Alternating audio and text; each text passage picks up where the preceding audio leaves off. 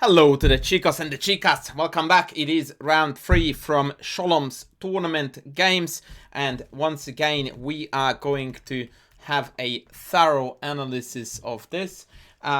Let's get rolling right away. Sholom in the white trunks and the opponent sporting a rating of 1327 in the black trunks, and the opening is going to be none other then the trickery move order shenanigan Dutch. Now, comment from Sholom, gulp, I don't know how to play against the Dutch. Well, here goes nothing. You got to laugh his sense of humor. And we also must here make a comment, which is, Sholom, you need to get my D4's beginner repertoire, because then you would be good to go against stuff like the Dutch. Bishop f4 was played. I find it always very interesting that usually when lower rated players find themselves out of book, and I really don't want to sound like a negative Nancy, the first thing they do is that they instantly break a very commonly known basic chess principle. It's not always the same, but what is almost always guaranteed is that one principle will be broken. And right there, here we go, knights before bishops, which is not really, you know, something that is written in stone, but this is a textbook case of this really could have, should have waited and developed knights first, and then think about where your bishops should go, because those bishops ended up in very precarious positions simply because we just prioritized things. The comment is also a little bit worrisome. Develops a piece as well as stopping the f-pawn. That f-pawn wasn't going anywhere. And book is g3, knight f3, knight c3, but I don't see why bishop f4 is worse than those. It is because you don't know where this bishop is going to stand best, whereas you do know that these knights will stand best here, and that is precisely, by the way, why the general concept of knights before bishops exists, because in about 90% of openings, the knights stand on those squares best. End of story. That's it. It's not some dark magic. Bishop f4, knight f6, knight f3, bishop e7, knight c3, castles, g3. And now we already have the problem. I like to call this formation when the bishop is developed on the horn of the fianchetto, always an awkward spot, and almost always is bad, because now the bishop has no retreat path this way, and so it tends to be just misplaced. Comment. I wasn't sure how to get my other bishop out. I thought that with black pawns on e6 and f5, it would be difficult to bring out the f1 a6 diagonal, but later I see that bishop f1 to e2 actually gives the bishop more scope and easier access to black's king. On the other hand, a king's Indian attack type setup would be a solid defense against any black pawn storm. Here we have a couple of issues. The number one is that e3 seems to be extremely natural, and in fact it supports the development of the bishop to d3, which then supports the central break e4. And this leads us back to what I may or may not have said in previous videos. I actually did say that in previous videos, but I think I did say that in this Sholom series, and that is that the lower you go on the rating ladder, the more commonly find that players look upon pawn structures as a static feature that is some holy and sacred material that can't be changed. Whereas the game of chess is fundamentally based on really dynamic concepts and constantly changing maneuvers and strikes and counterpunches, where the whole idea is that, so you're blocking my e4, fine, I will then blow it up. And all of a sudden that bishop is an absolute boss. As opposed to, oh well, I could put the bishop here, but it's stuck because of this pawn, and I can't do anything for the rest of eternity. Like, nonsense. That hardly ever happens. That's a feature of really static, clogged up, fixed pawn structures only. So yeah, g3, by the way, is the way to develop this bishop. It's just that this one happens to be on the wrong square. So in the Dutch, traditionally, we do play knight f3 and then g3. This is considered to be by far the best piece layout. And then knight c3, and then the bishop more often than not actually also gets developed to the fianchetto diagonal. Anyway, let's follow the game. So bishop g2, knight e4, queen c2. This is a confusing bit, but it's actually quite interesting because a variation is very similar in my beginner's course, where the exact same thing happens, that we play queen c2, and when they take, we take back with a pawn, and that's what Sholom did too. So it would be very, I don't know, dishonest, or I don't know what the right word is here for me to criticize this, because I recommend the exact same thing in a very similar setting, by the way. The idea in my course in that particular position behind taking back with a pawn like this is that we get a semi-open b file, and also that there is a d5 break pending because there is a knight on c6, which makes the whole pawn structure issue almost irrelevant. His comment here is that originally I played queen c2 in order to avoid the double pawns on the c file, but after b takes c3, I thought it better to have the queen pointing at e4. I think I erred. I don't know about that. I mean, this is definitely not the decisive issue in the game. In fact, I just took a quick glance at the engine's eval. It's exactly identical to queen takes and pawn takes. The argument to be made here is that was queen c2 necessary? And again, you could very well say that, oh yeah, of course it was, because we want to play e4. So as far as I'm concerned, no harm done here. Bishop f6, and we played rook d1. Look, it's not pretty. I'm gonna say that it is definitely not a pretty move, considering that we had e4 and castles, two very obvious and very logical looking moves. I really am struggling to grasp why we are playing rook d1, and there is no explanation. Sholom comments that the engine recommends e4 with the following line: e5, d, e takes, and bishop e3. And his comment is that he doesn't understand why the engine likes it, because it gives me double isolated pawns and a half open file for black's rook. What's to like about this for white? Actually, I would like to take that evaluation apart a little bit, just so that Sholom and hopefully all of the viewers have a better understanding about why the engine prefers this position for white. The first thing is that, and this is always a really concerning sign in any level of chess, when we look at the static features first instead of the dynamic ones. In my book, that's already a wrong approach. So to single out here white's pawn structure instead of claiming that our development is complete and we are ready to fight is a mispriority that I would like to be seen fixed in Sholom's thinking, so that the first thing that he would notice here is that I'm done development, rook d1 is coming with a tempo. It's looking pretty okay, and although the queen is not exactly best placed on e4, it's very obviously secure in the sense that no developing moves can really hit it, at least in the foreseeable future.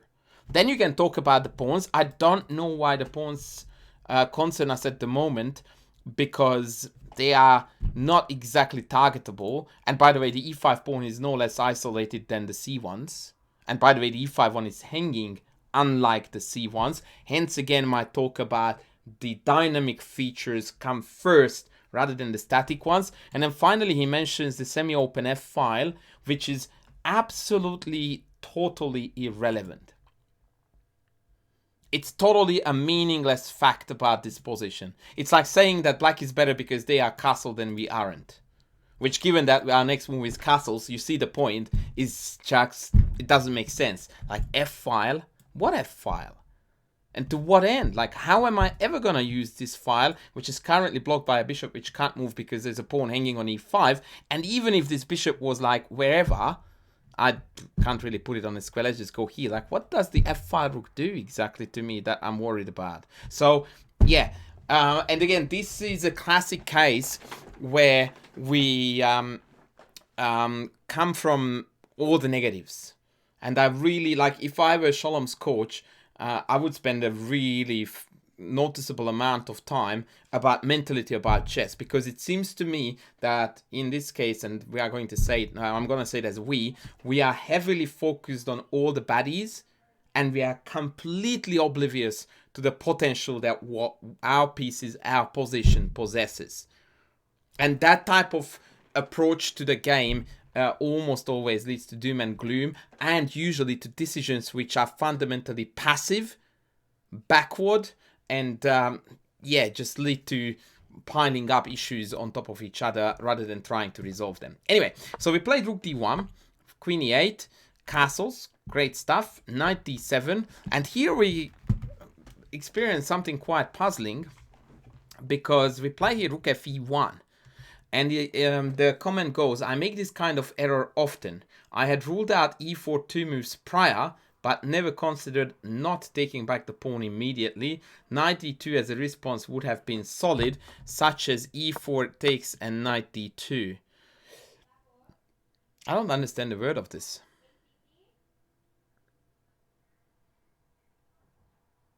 I don't get any of this because, okay, so let me tell you where I'm coming from. Rook fe1 is played with the obvious intention of e4. Otherwise, it makes absolutely no sense. Anytime I see someone, usually my students, play a move which goes with, I play this to prepare blah, before they could even finish the sentence, I usually cut in with, did you need to prepare it? And almost always the answer is no to this, by the way. So, oopsie.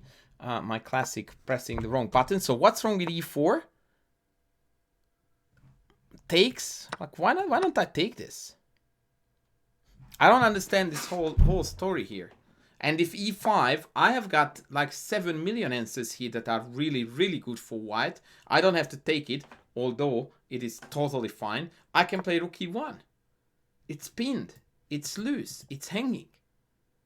Like, my big problem with this whole evaluation is that naturally you really should have a desire to prefer to be white here than black, because we have a healthy layout of pieces and our opponent doesn't. This looks garbage. How do I make red one again? No? Come on. Whatever. Like, this doesn't look proper chess. Black is engaging in a fight with a semi-developed army versus a fully developed army. So if we have proper, healthy chess education, we should never ever look at this position with concern. Like, you should be here boasting self-confidence. Like, if yeah, whatever, bro. Come at me. That should be the approach, not the, oh my god, what will happen with my eyes? Whatever. Like, my opponent has no pieces to fight. Oh, that's how I make red. To fight with. But there is nothing wrong with taking. Like, take, I don't know, bishop back to e3, still pin, you name it. Like, this position is just great. It is absolutely great. Garbage bishop, the knight doesn't have access to c5. E5 is vulnerable. I've got h4, knight g5 incoming. I've got an easy double up on the open file. It's just, I have got c5 to utilize the terrible double pawns to then go to c4, threaten with c5, c6. The story is endless. Black's position is absolute red hot garbage here. But because of we somehow persuaded ourselves that e4 was not the way to go, I suppose this was missed here. e5, and now the problems begin. And the comment here is that, and so I get double isolated pawns anyway, which is actually not true at all. Because why do we take this? Why don't I just go back? Right? Like, why do I have, or even back to e3 to just prevent e4, e3? I don't get this. Typical case of low-rated players, by the way, that whenever there is pawn tension, we play checkers. Like, I have to take. Like, no, you don't. Actually, this is tension. And if you attended my Chessable course center, you would know that the mantra is that we don't release tension unless we gain something out of it. Now, the dreaded double isolated c-pawns are hardly a gain. And now we have no central pawns and our opponent does. So this was like, it should not have even come up as a candidate move to take that. Let alone the one that we picked. Take, bishop g5, and now things get pretty hairy. Takes, knight g5. I'm not sure why I chose g5. Perhaps put pressure on e4. That's extremely vague and means nothing to me. That's storytelling. On the other hand, knight e4 would put pressure on f5. A much better plan. My bishop in the meantime has no scope. So on this note, my reflection. Knight g5 seems to make no sense. we are risking this knight to be trapped or ending in terrible squares. And knight d4 is not a good move because it puts pressure on f5, but simply because it puts a piece in the center. I mean, a side effect of that, of course, is that it attacks f5, but just in general, here, you are covering a lot of important squares. On g5, we do bugger all. The g2 bishop is indeed a sad customer. That is definitely worthy of noting, but it's not to say that this one is actually something to write home about. Remember again the negatives, like I'm not getting anything but negatives. So half of the battle for lower rated players is to turn this constant negativity into positive thoughts. Queen h5, check this out, this is my favorite one. h4 is the move we play, but note the comment. I have to stop black from playing knight g4 followed by queen h2 checkmate. Wow. So first thing first. No, you don't. You don't have to stop them from doing this. What you need to stop is to lose your knight on g5. That's what you need to stop. As a matter of fact, if this knight happened to be on d4, so for this reason I'm going to move here, queen h5 is not threatening with knight g4 at all. So if I play a random move, knight g4, I play h3. And this move just made very... I mean, okay, it can read out to e5, but there is no mate attack here. Yes, black has a threat, but a threat is not to be mistaken for like, whoa, queen h2 mate, which, by the way, is not a mate because king f1. I'm not saying we should allow it, but if we choose to be seeing everything in the darkest possible light, then I insist on being, you know, the guy who points out that, nope, actually this is not mate. Not that I would allow the capture, but facts are facts, brother. That's not mate. And it's vastly relevant because h4, all of the above was vastly relevant, stops the knight from hanging as well as cancels out this plan. By the way, now I would be really concerned about g5, which does create a genuine kingside attack that looks really intimidating. With subsequent f4 and hitting here, oh boy, not pretty. Definitely black's best. Queen f7 looks horrid. Queen a4. Look, an experienced player at this point would have recognized that this is beyond salvageable, and instead we should build on the dynamic features, in this case piece activity, which is worth a gazillion more and put a currency there, than a pawn. Because now I have an army I can fight with. But here we try to hang on to that pawn, and in the end we lose it, and now our army is not as good as it would have been otherwise. And that's a very tragic end to this game, where we end up hanging a piece, a full rook. Yeah, I mean, yeah, stuff happens. Maybe it was the third round of the day, fatigue, whatever. In the end of the day, there is no real excuse for hanging a piece to two different pieces. That's just like, hello? That's too much. But overall, it was a very interesting battle. But I feel that I'm discovering here a tendency in Sholom's play, which is that most evaluations are based on negatives. Being afraid of attacks, of weaknesses, of making a mistake here, there. And when you play with that mentality, it's very difficult to score a goal of any kind, really. I didn't even mean that that would mean a win. It's to get an attacking position. It's to get a lively, setup where our pieces do awesome things. Somewhere where we feel that, oh, this stuff is quite dynamic. I'm liking where my pieces are going. If your brain is constantly in a, semi-functional state, because that knight g4 is mating me and c4 is my double, c pawns are isolated, and we can't really see the full picture and focus all the negatives, it makes it really difficult to play good, but not even good, just free chess. Just chess that is meant to be played, just freely, have fun, move your pieces around, enjoy your attacks, and just be a little bit more carefree, not careless. But you can't just, pretend that the weighing scale has one side and the others doesn't exist. Because then it stops being a weighing scale and it becomes something that constantly puts us down and we can never come back.